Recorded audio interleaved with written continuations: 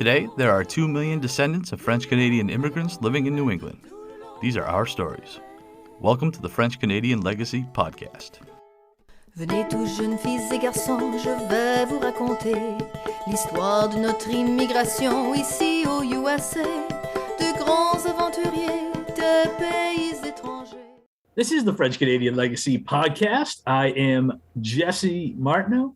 Now, one of the very cool things that has occurred in the past couple of years in the Franco-American community up here in New England is the Young Franco-American Summit. We've talked about past events when it started a couple of years ago, but now we are extremely excited to be able to speak about it yet again. We have a very exciting crew to talk about, people who have been involved from the very beginning of this project to get young Franco-Americans, notably younger than me and Mike, get young Franco-Americans involved in the process, all getting together, network, sharing their ideas, having presentations.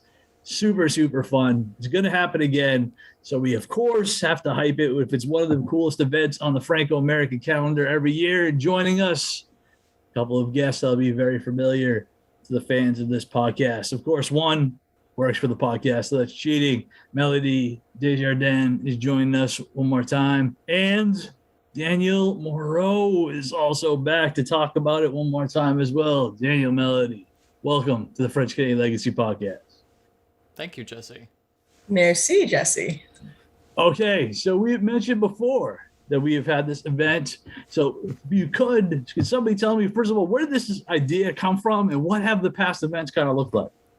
About a couple of years ago, I was talking to Lisa Michaud of the Franco-American programs in Orono, and we notice something when we have gatherings in the Franco-American community. It's mostly the older folks, and the younger folks like Melody and I are usually kind of left out of the conversation, not on purpose by any means, but it just kind of happens. What Lisa and I thought to do was to create a space for Franco-Americans our age, Melody and mine, to network with each other and to talk about our journey to see what it means to be Franco-American. Because millennials and Gen Z are really the first generations of Franco-Americans who may have no experience with the French language, and our idea of identity differs very much from other generations. And along with that, we also grew up in the digital age. And so that, of course, affects how we kind of view the world, our culture, compared to the generations before us. Yeah, bringing together people aged 18 to 35 to this is really important. Because just like what Daniel was saying, a lot of the times we found ourselves kind of lost in the crowd of people who are much older than us, who have much different experiences than us, who majority of them do speak French. And we might know a few words here and there, but we don't speak it fluently. There are some younger people in our age range that do speak French, and that's awesome. But that's not the majority of us, unfortunately. So I think bringing us together like this, it can perhaps encourage each other to learn French and speak French, because we're surrounded by people our own age. There's not a whole lot of pressure with making speaking French the only aspect of being Franco-American. I can say for the younger generation, I think we're more focused on cultural things like art and music. We have a little bit more of a creative focus, a little bit more of a modern focus, one might say. Whereas the older generation, they're focused on great things as well, history and literature, academia, and those are all things that are so crucial to every culture. But for us, we have that information, but we're always trying to add something new to it. What I think is particularly cool about this event is kind of something that you guys have both kind of alluded to, and that your experience is going to be different as Franco-Americans than perhaps many of the attendees and some of the other events we talk about on the Franco-American calendar. And I think it's probably even very different than mine, because I mean, I was baptized at what was called a French church. It's now storage for a theater, but I grew up on that. I grew up in the holidays, always having French being spoken by my grandparents' generation, always being around it. So I think even my experience as a Franco-American is different than yours. And I think that's important to point out, that it's different. I think a lot of times, unfortunately, because you didn't have that language piece maybe growing up, people assume that it's a lesser experience. It's not a lesser experience. It's just a different experience. So I think it's very cool that you guys have your own venue, people who have that similar kind of experience, kind of a different background even than I did, can get together, share stories, and again, talk about kind of what your identity is now and how that may be different than we've seen in the past. Because I think that's really, really cool. And with the Young Franco-American Summit, it's to encourage and bring in more young Franco-Americans, of course, but if you are somebody who's not Franco-American and you're just interested in Franco-American culture, French Canadian culture, French culture in general, you are welcome here. You can join us and have a great time with us and learn more about Franco-American culture. Yeah, I think a lot of the times we're looking more towards the future. I mean, we're obviously growing older and we're still very, we're still very young. I have yet to hit 30. So I'd say for those of us who are in our 20s and entering our early 30s, we're still trying to figure a lot of this out, because unfortunately, a lot of Franco-American culture and of course the French language just wasn't passed down to a lot of us. And I think through something like this, we can get younger people to start thinking and start identifying with the Franco-American culture. Because I know for a long time I didn't at all, because I couldn't find anything about it. I could barely find anything about it online. And I couldn't find anything about it in the mainstream culture, like mainstream American culture, like I could with other cultures.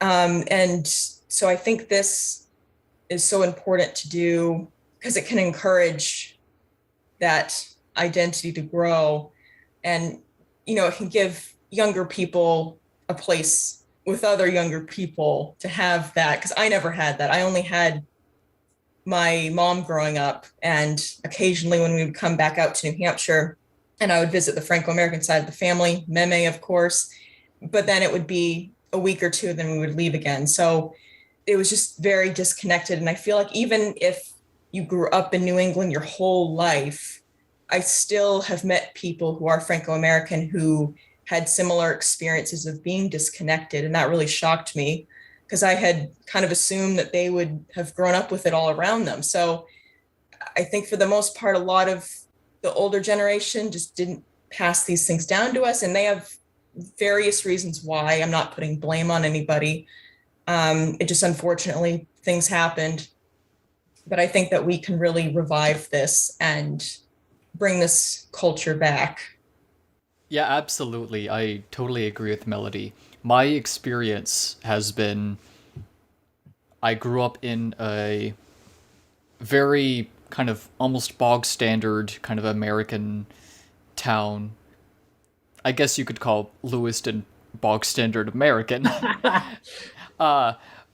With the only exception about the poverty, because this was the early 2000s. Sure. But for me, it was, just normal, quote unquote. But the only things that I heard or saw that even gave a hint of being Franco-American was, 1, my last name, Moreau. 2, we had tourtière on Christmas. 3, I had a meme and a pepe. Sure. And of course, 4, my family always said that we were French. Now, of course, I didn't understand what this meant, because you say French, you think of France. So, someone in my family must have come from France. Little did I know about how far back that was. Sure. And instead, we were more so French Canadian than French. Yeah, and one thing I think is kind of cool with your event, something you guys have already kind of hinted at, is the whole idea of spending some time making sure to look forward. So I find a lot of time with Franco-American events, we spend a lot of time looking back and talking about what life was like, 1955, and what kind of things we used to do in 1955. And I actually think that's super cool. I really, really do. I think both are super important. I've been to the Richelieu, now that I can speak a little bit of French enough to fake it. I can go to Richelieu Club meetings, and they very much kind of recreate what a meeting would have looked like in, the early 50s or whatever it happens to be. And I think there's something to that. I think it's really fun. But our events can't be just that. It also has to be looking forward to where we go from here. And I do think events like the ones you guys are putting on play a huge part in making sure that happens. Yeah, I mean, the history is obviously so important to any culture to have. And, it's not about trying to forget all of that history. It's just about taking that, but then focusing on other things that are in our present time, and, not going back and looking over how much the French language has declined and getting depressed about that. It's about, okay, that's something that happened, but what can we do to bring it back? Or what can we do to teach younger people the French language again?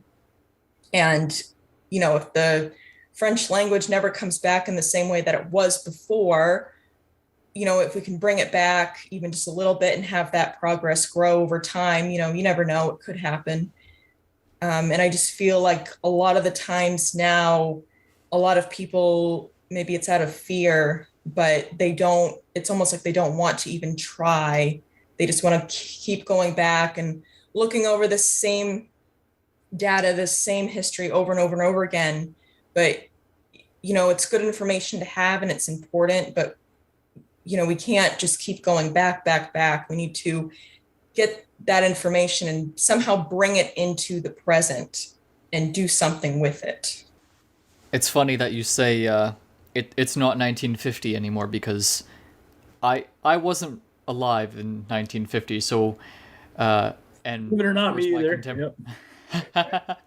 Really? Yeah, it's true. And I wasn't alive in the 1950s, and my contemporaries weren't either. So I think just being our age, we're always looking toward the future. And I see my culture, my Franco-American culture, as a very dynamic thing, because culture itself is very dynamic, and it changes over time, and it changes with generations. And I don't think that we can afford to push a culture in a certain direction, because that's not true to who we are as a people. So I think that the whole is greater than the sum of its parts, because one, you have all of the individuals in that culture, but when you have each individual separately, they're just individuals in a group. But when you bring them together and you have the whole, not just the sum, but the whole, you have a culture. And you can't have each individual person trying to move that culture itself. It has to be a natural thing. That's cool. Now, I definitely want to talk about this upcoming Young Franco-American Summit, but I do want to talk about it in terms of kind of progressing from where it started to where we are now. So maybe just give me a heads up. When was the first one? Who was there? Where was it? What did it look like? So our first Young Franco-American Summit was last year, October 16th, 2021, right in the Franco-American Center in Orono, Maine. It was hosted by the Franco-American programs, and it was a whole day of just really fun energy. That's what Lisa and I keep calling the summit, is energy. We had it started at around, I want to say 9:30 a.m. and we went with presentations until I want to say early afternoon. We provided a free lunch that was catered by the university. And then in the afternoon, we had a trivia game where someone won a prize. And then we also had a student band perform. I don't know if anyone in this podcast has heard of the band Gnocchi. They are a group of students at the University of Maine, and they're very good. After that, we closed out, had a discussion, and oh, yes, we had a keynote speaker who was none other than Ryan Fecteau, Speaker of the Maine House of Representatives. All right. Well, that sounds like amazing, Tom. Now, where is this one going to be this year? And what is this year's version going to look like? First of all, Tom, I guess tell me, when is it? Where is it? What is it going to look like? This year's summit is going to be in none other than Manchester, New Hampshire. Well We're done. moving south. Terrific. Right answer.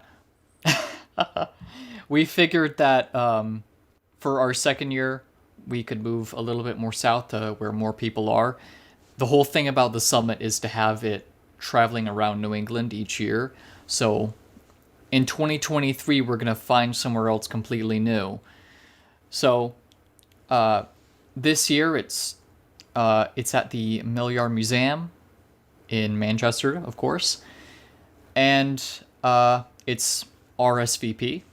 So we do have a short RSVP form just saying your name, email. We also require that at the time of the event that you are between the ages of 18 and 35. So we're going to start at around 9:30 a.m. and then we're going to be going until maybe midday with presentations. Going to have a short tour of the museum provided by the Milliard Museum. And then we're actually heading out to Poutine Fest. Tim Boyer of the Poutine Fest has graciously provided us with some tickets, and we'll be able to send some people up there.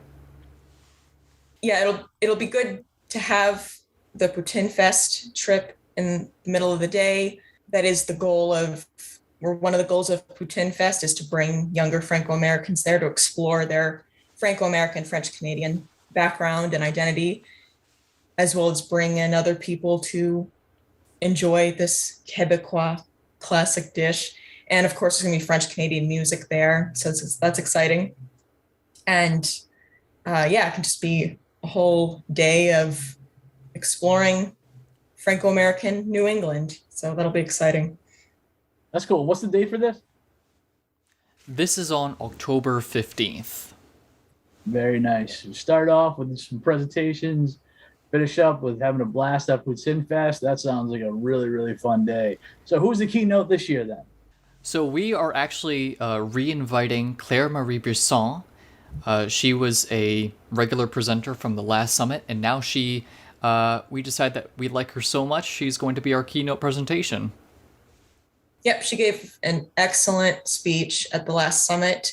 I was seeing her writing in her notebook that day, and part of it was something that she had presented, and then part of it was something that she just wrote down because she was inspired just by the energy in the room and just by talking with everybody. And connecting at that first summit was something really special because we could just naturally approach each other.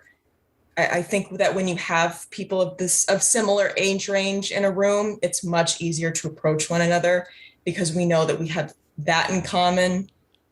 We have the young experience, I guess you could say. So it was just, everything just ran so well last year. And so looking forward to it again this year. One of the cool things that I found about, you talked about how the first event was up at Orono. I've been there once. I went up with Mike. We went up for the Rassemblement. One of the cool things for me, probably the coolest thing, easily as cool as the event, and the event was amazing, was the fact that we all stayed in the same hotel together. And that was a blast because we hung out after the events. We all got up. We had breakfast at the same place. People were exchanging stories. It was so neat.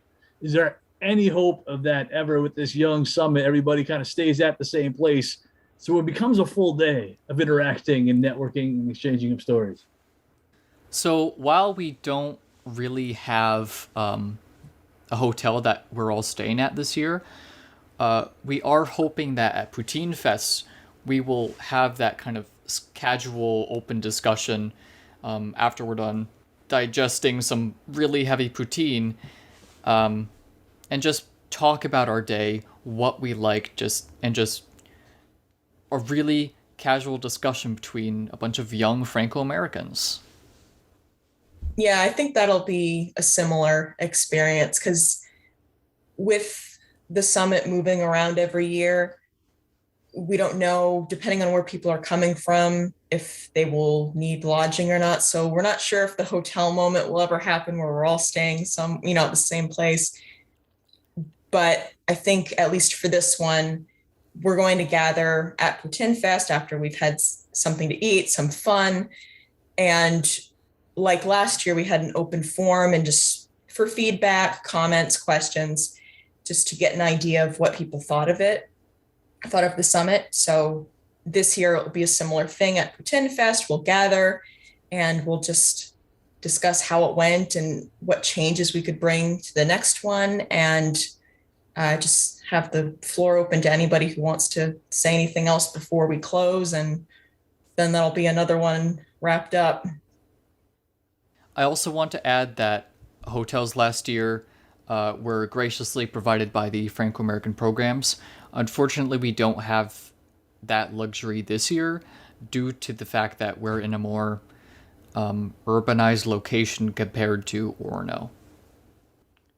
So if anybody is interested in this event, and they should be, if you are listening to this, you are between the ages of 18 and 35, you want to meet up with other young Franco-Americans. And it just seems like a really cool event in a town I happen to like very, very much. Of course, it's my hometown. Where can we send people that want to RSVP? We have a Google form. You just fill out your name, email, and you're good to go. I also have an email address if anyone needs to get in contact with me. It is dmoreau.yfas@gmail.com. Very cool. And Mike, I'm assuming we can go ahead and link below the direct link so you can get that Google form so it's easy to RSVP. And hopefully get some more people out to Poutine Fest, out in the town in Manchester. If you're going, send us a message. Let me know. Let Daniel know. Let Melody know. We'll go out. We'll party. We'll have our own after Poutine Fest after party. That's a guarantee. The first few beverages, depending on how many I have, could be several beverages, would be on me. And we'll have a really, really good time. So I think this is really, really exciting. I appreciate, again, Melody Desjardins and Daniel Moreau talking about a really, really fun event, something they came up with a couple of years ago. One of the coolest things on the Franco-American calendar every year now up here in New England, second year in a row, second of what I'm sure will be many. Thank you very much for joining us, guys. Thank you, Jesse. Now our fathers look at us and sigh with despair, to think that everything they love we simply do not share. But the spirit never dies, our culture will survive. Each of us must choose how much to keep alive. Each of us must choose how much to keep alive. Special thanks to Josie Vachon for providing the music. You can find more about her at josievachon.com. This podcast was produced and edited by Mike Campbell. If you have any questions or comments, please email us at fclpodcast@gmail.com. You can also follow us on Facebook, Twitter, and Instagram at FCL Podcast for more information about the topics discussed. If you enjoyed the show, please subscribe and leave us a review on iTunes or wherever you listen to this episode.